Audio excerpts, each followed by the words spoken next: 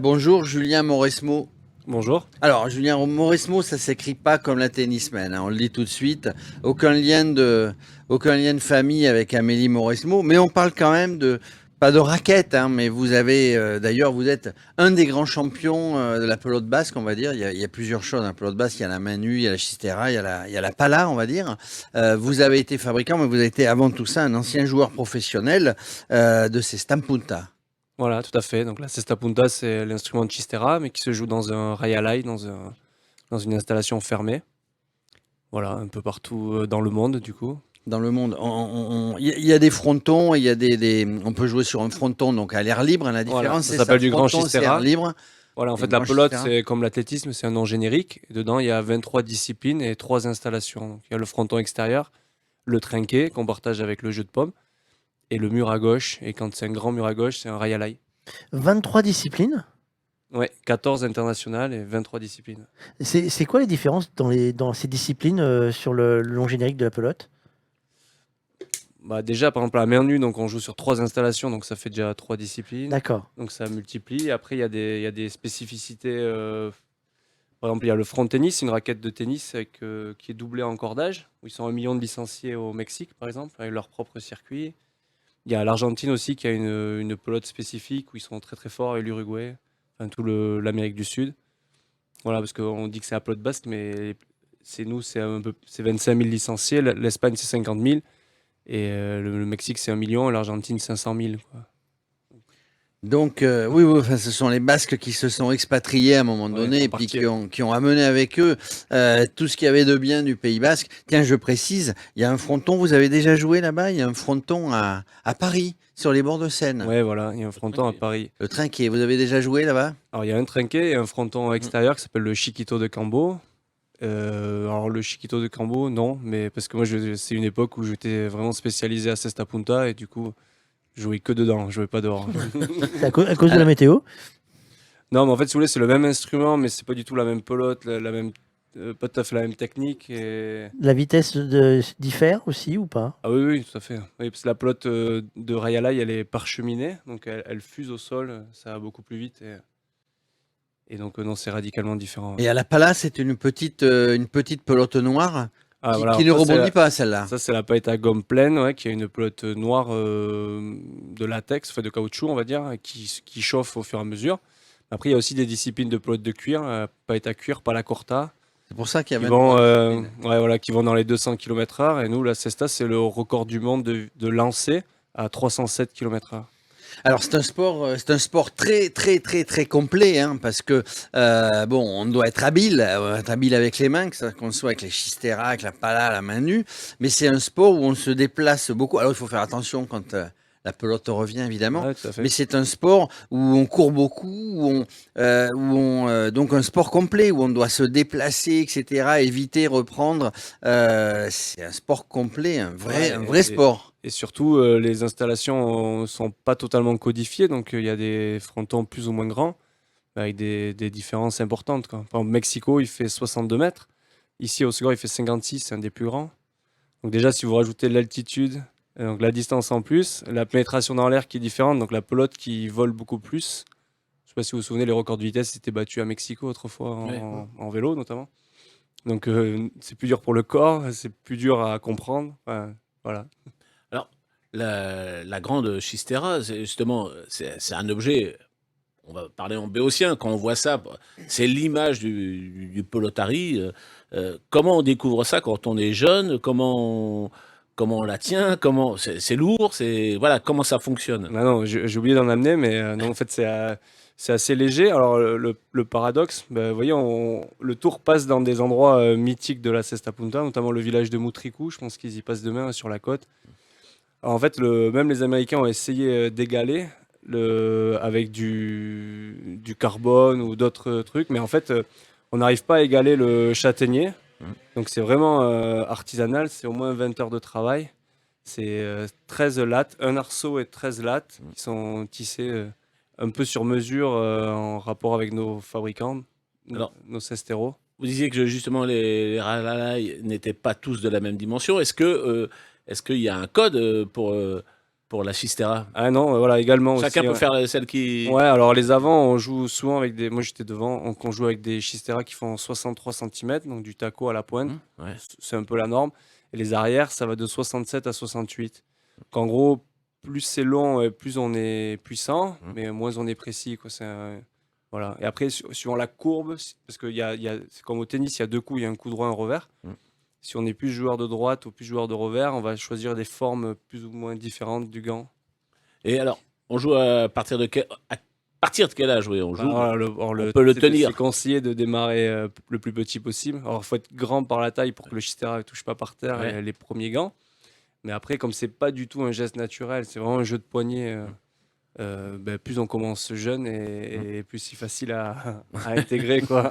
Oui, il faut Attendez, avoir un poignet très très Alors, souple. Hein. moi j'ai vu un geste de Jérôme, je veux savoir si c'est un peu le geste, on sent. Non, non, Hein c'est pas comme ça. C'est que effectivement, comme Julien nous le dit, enfin moi je suis pas un expert, j'ai joué à la main nue quand j'étais gamin, mais c'est le poignet qui Attends, donne l'impulsion. on va c'est demander ça à Augustin. Augustin, comment il faut faire le geste quand tu joues à la pelote? Tu fais comment? On rattrape la balle en haut, Ouais. on baisse le gant et on la lève pour le revers et après on tire. Et voilà. Donc C'est exactement un swing de golf inversé, en à fait. l'envers. Ça a été long pour que tu y arrives? Tu t'en rappelles ça ou pas? Je sais pas, mais par contre j'ai commencé la pelote dès que j'étais petit. Oui, tu m'étonnes. À la maternité, on commence à jouer à la pelote. Et est-ce qu'on se blesse à la pelote basque? Parce que mine de rien, c'est un mouvement de poignet. Il y a vous C'est un courez geste tout le violent, temps. ouais. Le Après, sol. Il y a des problématiques d'asymétrie. Alors, c'est ce que j'ai pas osé le dire tout de suite. Je me suis dit, comme je suis placé à gauche, je me suis dit, il y a quand même un bras qui est vachement plus puissant que l'autre. Et voilà. C'est parce qu'il n'y a pas le choix. De toute façon, le mouvement est forcément, il est En quand fait, même on est rude et attaché, violent. ouais, le gant il est attaché à droite. Donc, Il y a des blessures du coup qui peuvent. alors, la même maladie que les volleyeurs, là, la tendinite du supraépineux ici en haut, parce que comme c'est un lancer, on manque de rotateur derrière. Et après, comme tous les sports de salle, tout ce qui est genoux, Genoux, cheville, cheville, entorse. ouais. Il y a des croisés souvent qui. le latéral souvent sur la rotation qui peut lâcher, mais les croisés, oui, ça arrive. On a des jeunes là qui les ont fait là, mais Alors, par contre, il faut être agile. On joue à deux, hein, 2 contre 2, c'est ça. Vous portez des casques évidemment parce que la vitesse. Vous parliez tout à l'heure d'une vitesse de balle phénoménale. ouais. C'est pas dangereux si on fait gaffe, mais il Ouais, peut y voilà, avoir après, accident. Donc vous portez des casques sur la Ouais, tête. Hein. pour des casques, c'est un peu codifié, quoi. Il y a beaucoup de respect entre les Il joueurs. n'y a pas de vis. Ouais, il y en a. On vise pas, hein, Non, on voilà. vise pas le copain, enfin on vise pas l'adversaire, mais donc c'est toujours par deux là. Ouais, alors là, ils viennent. Ça fait longtemps qu'aux États-Unis, dans les paris, ils faisaient du tête-à-tête. Et là, on vient de le lancer en fronton court là, depuis quelques années. Voilà, on a un jeune qui vient d'être champion d'Europe hier soir.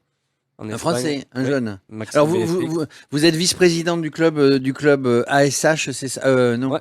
ASH. Oui, c'est ça, la SH Pelote. Ouais. ASH Pelote, ça veut dire que vous voyez, vous, avec votre expérience, et les jeunes qui arrivent, avec un œil d'éducateur, d'anciens, et vous les repérez, et là, vous les menez, vous essayez de les mener tout en haut. Ouais, voilà. Après, la particularité de nos sports, c'est que comme il n'y a pas beaucoup d'installations et une difficulté d'accès au matériel, finalement, on n'a pas une masse en fait, vous voyez, de joueurs. On est plus en cheminée et du coup, on n'a pas un volume de. Vous voyez ce que je veux dire? En fait, le gamin, quand il y arrive Oui, il pas, n'y a pas comme. il y arrive pas, il y arrive ouais, pas, ouais, quoi, il, ouais. il pa- Donc, il passe à autre chose. ouais, voilà.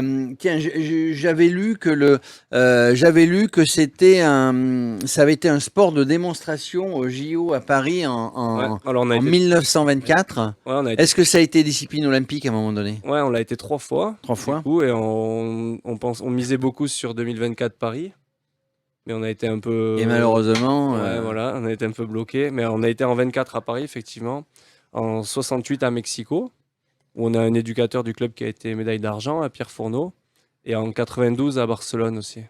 donc on a espoir. On distribue les cadeaux en même temps. Hein. Il y a espoir que ça puisse revenir un jour sur les JO. Mais sans les JO, il y a quand même les championnats de France évidemment, championnat d'Europe, championnat du monde. Ouais, voilà, tout à fait. Mais après, sur toutes les disciplines, ça sera compliqué pour les JO, parce qu'ils demandent un nombre de nations participantes assez importante.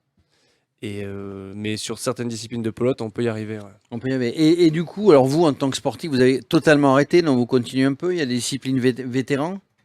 Non, malheureusement. Mais non, mais je continue parce qu'il faut aider encore les. En fait, si vous voulez, quand on est sur la fin, on redescend, aider des jeunes à monter parce que c'est pas trop un sport collectif. On n'est que deux, mais il faut quand même amener l'autre, transférer un peu ses savoirs, quoi. Alors on parle, mais il y a des femmes qui pratiquent tous ces sports. Et oui, on l'a lancé il y a quelques années, vraiment la cesta féminine, aussi par l'exigence de l'olympisme, du coup, qui a poussé. Alors, beaucoup de disciplines, la pala était déjà très féminine, le front tennis aussi. Et la cesta, on démarre, et notamment à Biarritz, il y a 2 filles qui jouent très très bien. Et les Espagnols avaient plus d'avance sur nous pour ça, par contre. Vous êtes évidemment, le départ, c'est le Pays Basque. On a parlé du Mexique, des États-Unis, de l'Amérique du Sud. Il y a un site à Paris, mais est-ce que vous essayez de progresser? Là, on est dans le sud des Landes et ça va jusqu'où? À Bordeaux? Après, ça monte. C'est difficile de trouver des. Alors pour notre S'installer discipline, plus ouais, haut. pour le Rail donc nous, la particularité d'Ossegor, c'est qu'on a le premier Rail de France, hein, avant les Basques, Ouais. du coup. Mais- Voilà. Parce qu'il y avait un maire, Alfred Éluard, qui avait une vision, qui était ministre des Sports et qui avait une vision de la station des sports élégants ici. Et après, donc, du coup, le plus à l'est, c'est Pau, le Rail, qui est assez récent, de 2006. Il y en a un à Bordeaux, à Villeneuve-d'Ornon. Voilà, après, on est passé à côté d'un gros projet à Paris, avec le PMU, il y a quelques années, à Rueil-Malmaison. Il y avait un gros projet qui était lancé. Mais porté par la fédération ou porté par Non, un privé? porté par un privé. Un Ouais, privé, tout à fait, ouais. Parce que, par exemple, le padel, pas le paddle en rame, mais le padel qui vient aussi du Mexique et d'Argentine, et donc en Espagne, gagne énormément en France. Oui, mais après, c'est le coût de création d'une infrastructure qui n'est pas le même et d'accès au matériel, quoi. Je veux dire, ça reste du carbone et des balles assez basiques, quoi. Nous, la pelote, elle est artisanale. On l'a fait venir des États-Unis. Elle coûte $100. Chaque réparation, c'est 17 €. Donc, il y a quand même des problématiques matérielles, quoi, à développer. Il y a des petits producteurs locaux, Ouais, tout à des fait. fabricants, des producteurs, des fabricants, des équipementiers locaux, que ça soit côté français ou côté espagnol, qui Et fournissent. alors, côté français, il y a 2 fabricants, un anglais et un à Biarritz. Et côté espagnol, ouais, beaucoup plus. Mais oui, oui, Ils sont vraiment, ça vit, ouais, c'est un artisanat, ouais, qui vit de ça. Ouais. Et ben voilà, c'est en pot, hein, c'est terminé en pot, des Voilà, ouais, non, moutons, en fait, des c'est- moutons locaux, quoi. Non, pas tout à fait. Mais alors, en fait, si vous voulez, c'est la particularité des Basques, c'est qu'ils sont passés d'un jeu indirect dans les champs en face à face. Et avec l'invention du latex, ils ont fait le rebond contre un mur. Et du coup, on est passé à un jeu, là, cette fois-ci, indirect. On est passé d'un jeu direct à un jeu indirect. Donc, c'est une boule de buis, de bois, Comme un petit cochonnet. ouais, un peu encore plus petit. Après, beaucoup de latex et de la laine et 2 couches de peau animale après. Mais qui vient de Logrogno, je crois. Là. C'est un peu moins local. C'est pas non plus très loin, le Romeo. Ça joue en ce moment. C'est quoi la période de jeu? L'été, ça fait une pause pour faire Alors, du vélo à la justement, place? non, l'été, on a tous les gros tournois en fait privés. Donc chaque Rayalaï organise ses tournois pour se financer notamment. Donc nous, on attaque demain à Hossegor, la première date, avec des finales le 30 août. Et donc l'été, c'est vraiment des tournois privés. Et après, le championnat attaque le 10 septembre avec une pause dans l'hiver. Parce que c'est compliqué de jouer l'hiver, avec le froid, la pelote qui rebondit moins. Et on rattaque en mars jusqu'aux vacances d'avril à peu près. Eh ben, on va vous souhaiter une bonne saison alors, Merci beaucoup. parce que donc on joue plus, hein, c'est ça, hein, on joue plus. Là, vous jouez plus.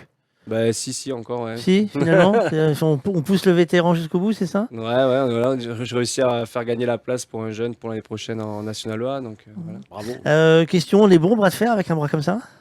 Alors moi non, je suis pas dans les mains, j'ai pas de force.